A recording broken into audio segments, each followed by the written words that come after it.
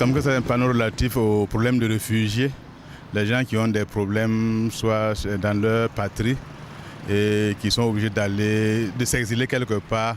Donc, on voit comme qu'il y a un organisme des Nations Unies qui essaie de lutter contre ces problèmes d'apatride. C'est un panneau publicitaire du Haut Commissariat des réfugiés. On voit là-dessus la carte du Burkina Faso avec écrit là-dedans oui à la nationalité et non à l'apatride. Voilà ce que je constate. Ce panneau est un panneau publicitaire et ça interpelle la population sur l'apatride.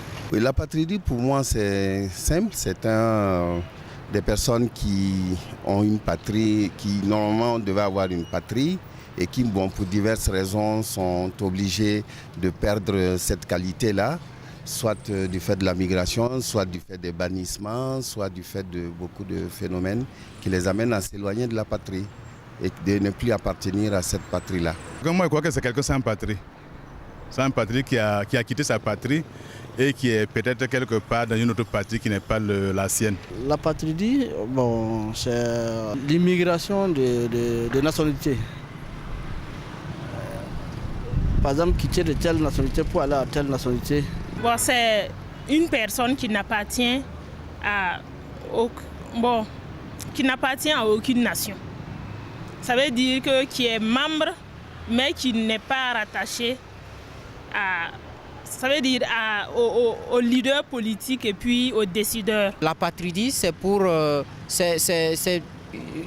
personne qui n'a pas un acte qui l'identifie à un État, qui n'a pas d'acte de naissance qui le rattache à un État, ou bien qui n'a pas une CNIB, une carte d'identité nationale qui le rattache à un pays. L'apatride désigne une personne qu'aucun État dans le monde ne reconnaît comme son ressortissant dans l'application de sa législation. Ça veut dire que cette personne-là n'a aucune identité dans un pays donné. Pour moi, l'apatride, c'est le fait de ne pas avoir de nationalité. En d'autres termes également, on peut dire que l'apatride, c'est le fait de ne pas avoir et de ne pas pouvoir obtenir des documents qui prouvent notre lien juridique avec un État.